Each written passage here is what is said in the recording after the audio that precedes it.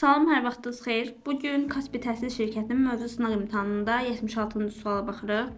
76-cı sualda deyir ki, düz xəttdə bərabər təcilli hərəkət edən cismin sürətinin zamandan asılılıq qrafikindən istifadə edərək ikinci saniyənin sonunda cismin sürətini hesablayın.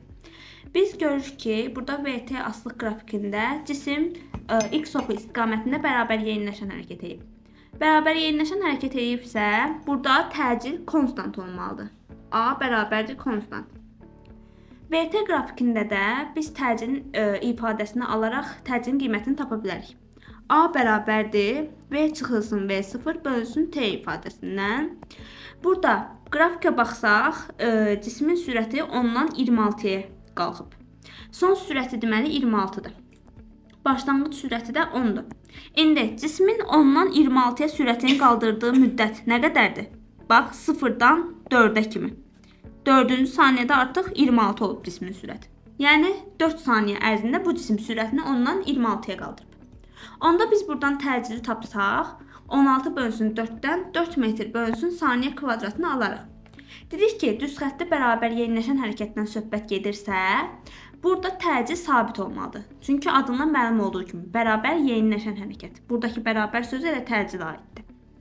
İndi bizdən isə ikinci saniyədə bu cismin sürətinin nə qədər olduğunu soruşur. İkinci saniyədə də eyni şəkildə təcil 4 metr bölünsün saniyə kvadratını almalıdır. Yəni biz ikinci saniyədəki sürət çıxılsın. Başlanğıc sürət nə qədər idi? 10 metr bölünsün saniyə. Bölünsün 2 saniyə. Çünki 2 saniyəyə 10-dan bu sual işarəsindəki sürətə qədər gəlib da, düzdürmü? Bərabərdir 4 yazmalıyıq. Təcilə bərabər eləməyik. Bu ifadəni də yəni təcilin düsturundan aldıq eyni şəkildə. İndi buradan V-ni tapsaq, V bərabərdir 2 vurulsun 4, üstə gəlinsin 10. 2-ni 4-ə vurdum, üstünə bu 10-u gəldi. Bərabər olur 18 metr bölünsün saniyəyə. Deməli, D bəndi düzgün cavabdır. 76-cı sualda sürətin qiyməti ikinci saniyədə 18 metr bölünsün saniyəyə bərabər olur. Digər bir sual da 83-cü sualdır.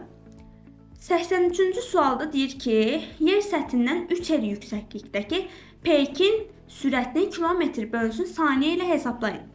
Yer səthi yaxınlığında da birinci kosmik sürətin qiymətini 8 kilometr bölünsün saniyə verib bizə. İndi birinci kosmik sürətin ifadəsi necə idi? Kök altında R, M bölünsün R. Düzdürmü? İndi baxaq. Əgər müəyyən bir hündürlükdən söhbət gedirsə, R üstə gəlsin H yazırdıq düstura. Buradan H-ın yerinə bizə şərtdə verilən 3 R qoysaq, R bərabərdir M bölünsün R plus 3R yaza bilərik. Onda ümumi ifadə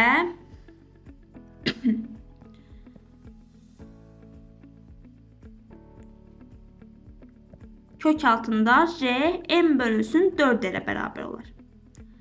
Buradakı 4 R'i, daha doğrusu 4'də 1'i, kəsrin məxrəcində olan 4'ü kökdən kənara çıxarda bilərik. 2'də 1 şəklində.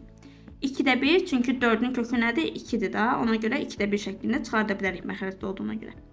Oradan kök altında R, M bölünsün R. Bu ifadəni ala bilərik. Kök altında R, M bölünsün R-də bizə yerin səthinin yaxınlığındakı kosmik sürəti verir bu ifadə. Yerin səthinin yaxınlığında kosmik sürəti nəyə bərabərdir? 8 km bölünsün saniyəyə. Ona görə 2'də 1 bu ifadənin yerinə də 8 yazarıq. Bu ifadəni.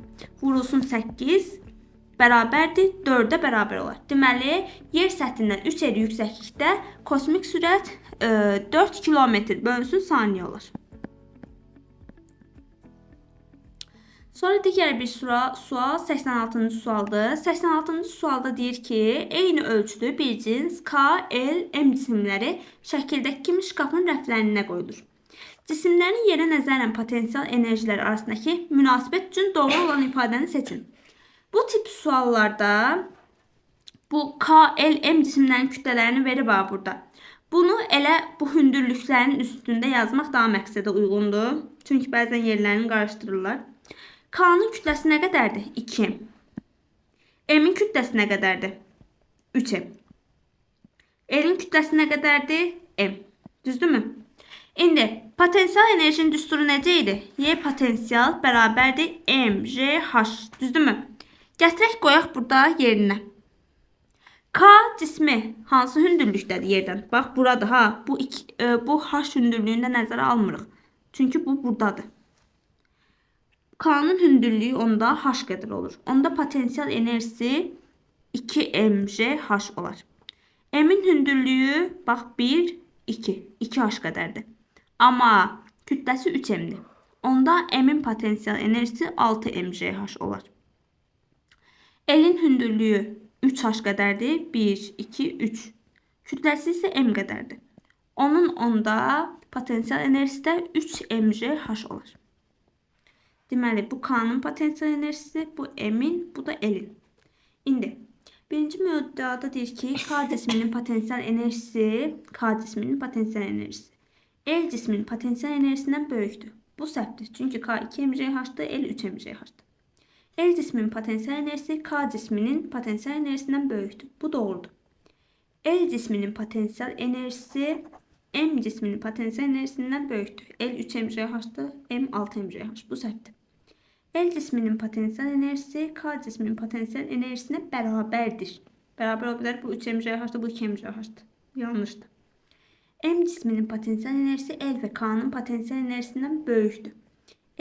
M 6 mgh-dır, L 3 mgh, K da 2 mgh. Bu doğrudur.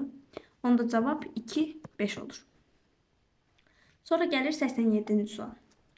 87-ci sualda deyir ki, hərəkəti düz xəttdə olan 3 cismin koordinatının zamandan asılı qrafiki verilmişdir. Uyğunluğu müəyyən edin. Birinci qrafikə baxsaq, cisim x oxu istiqamətində necə hərəkət edib? Bərabər sürətdir. X bərabərdir, x0 üstə gəlsin vt. Burada x0 0-a bərabərdir, çünki koordinat başlanğıcından başlayıb. X də t ilə düz mütənasibətlidir. Bu düz xəttli bərabər sürətli hərəkətindir. Düz xəttli bərabər sürətli hərəkətdə sürətin koordinatının ifadəsi, buradan sürəti alsaq bu düsturdan, x çıxılsın x0 bölünsün t'yə bərabər olur. İndi baxaq. 1, 2, 3 nömrəliyək burada, ona uyğun yazarıq. Deyir ki, A bəndində cisim x oxu istiqamətində hərəkət edir. Bu doğrudur. 1-ə düz gəlir.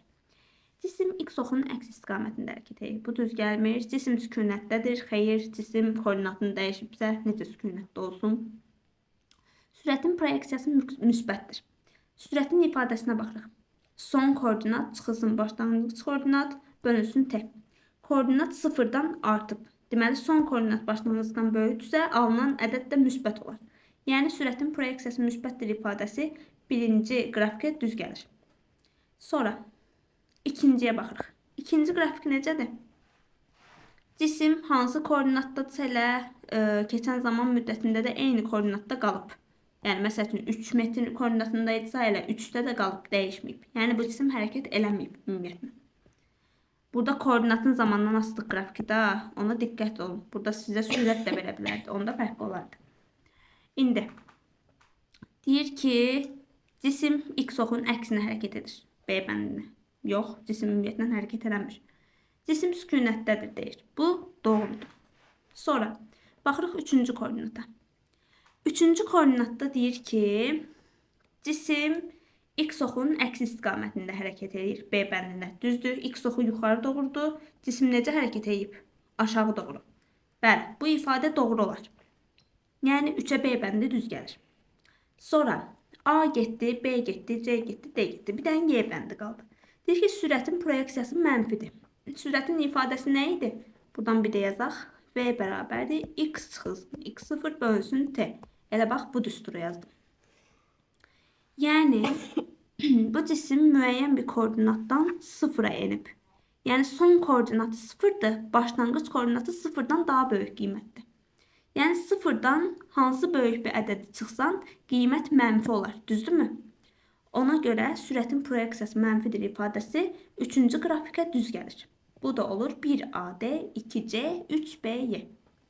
Sağ olun, salamat qalın.